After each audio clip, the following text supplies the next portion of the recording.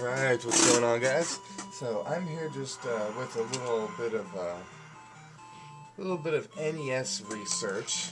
Now, I was looking at both of these carts here, and as I took apart my copy of Burai Fighter I really need to give this one a good cleaning. I don't know if you guys remember seeing this one when I bought it, but it had those metal security tapes going across here, here, and here, here. So I figured the best way to fix it would just be take it apart, to get the two sides, and then clean it thoroughly, which I did.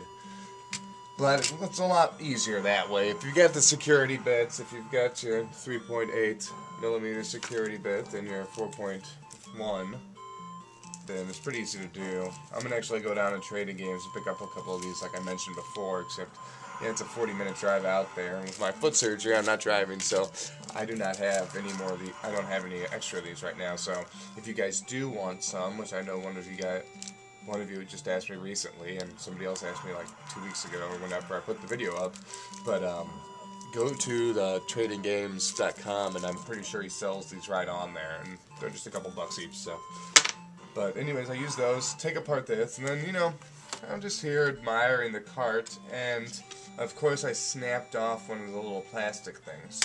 So whenever I do this again, I'm going to put a little piece of tape over these little plastic things here. So I started thinking to myself, why do they have these plastic things there? And then, after studying the structure of this game cart, I realized they're basically to put pressure so these don't cave in on you and actually crush or anything. But it's kind of funny because a lot of us will have a cart, and sometimes you'll hear a shaking in there, or a rattling.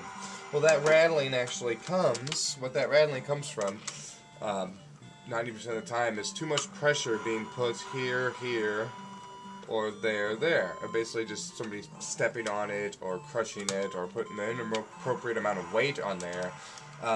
These pins, those little pins there, they actually, they meet up with each other. So when you put that together, that one's pressing on the other one.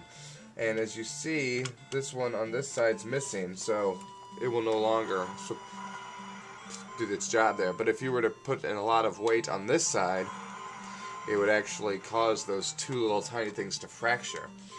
Now, you might be wondering, like I am, why didn't they just put one large solid one like they did for the middle up there?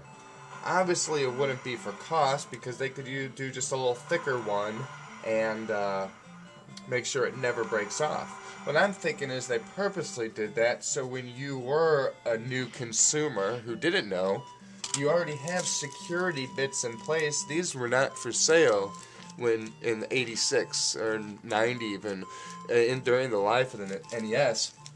You could not go to the retro store and buy these security bits. I'm sure you might be able to find them somewhere if you knew what you were looking for, but otherwise these weren't just sold with the games. It was meant for you to send the game back to Nintendo if you had a problem with it. And I think that, just as a little bit of insurance on their behalf, thinking, Japan knew that America's always returned everything. In the 80s, it was rampant, and people returned everything they bought. Some places, you don't return things. You give it to a family member, or you find a use for it. But they knew Americans return things, and I think that they put that in there so that when you break that if you were a kid and you did that, and then your mom or your dad or you heard rattling in there, you probably thought it was, and then the game didn't work because of corrosion or something, or you spitting in it, then you send it back. Nintendo charges you, a fee or whatever, and then they just give you a new one without it broken in there. They remove that little plastic piece. So to me, I think they put it in there as a bit of insurance for them. But then again, I'm no engineer, so they might have just done that specifically to save money and just had that tiny extra bit of reinforcement in the cart. So yeah, that's just the insides of an NES cart again. And so yeah, and to those of you who have been asking, there's the little part that I broke off of there. So from the future, I'm going to put a little bit of tape on there so I avoid that. Even though I'll seal that cart back up, nobody will ever know. I know that the cart's been damaged, and it's hard for me to live with that. So, yeah, so once again, if you guys need these security bits to open your Nintendo, these security bits open Nintendo, Super Nintendo, Nintendo 64, and TurboGrafx NEC products. That's the 3.8 and the 4.1. Don't buy just one of them, buy them both, so you have them both. Well, I think that's it for now, guys. That's all I wanted to talk about, really, was just inside that cart. And oh, I also wanted to mention Jason Relaxation's video he put up this morning about the guy who's selling a quote-unquote sealed stadium events.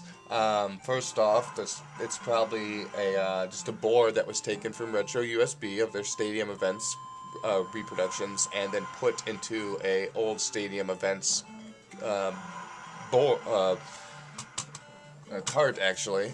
And so you have the stadium events board from Retro USB that you paid $30 for, and then you get an old stadium events cart that's a $6, $9, and then you put it in there, and then you try to sell it for what it's worth. And it really hurts me to see people actually out there trying to reseal their stuff, trying to do these things. I see some of these retro stores, they reseal boxes of NES games. What's the point of that? There's no point to that.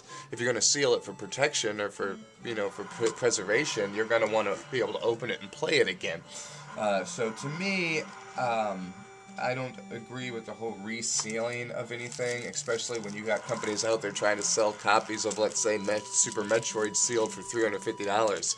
I don't know if that guy resealed it or if it's an actual seal. I mean, I know what an actual seal looks like, but you don't know today, with people's skill today, they could reproduce anything, and then you don't know till you open it and actually like smell it and do the 10-4 and just check it out. So I don't know, but it's kind of funny on eBay though right now. Go to Jason Relaxation's channel and look on and just look at that $500,000 sealed stadium events. It's kind of funny, and he goes on there to talk about how he's been watching this guy put this up for a while. So obviously the guy did some work and he reproduced the carts. Anyways, a sealed stadium events would go from anywhere from 20 to 40,000 on a value scale. It wouldn't go for over 100 grand anyway. So yeah, it's kind of funny, all the resealing that people do. But just get to know your games. If you're a retro collector, get to know what your item you're collecting.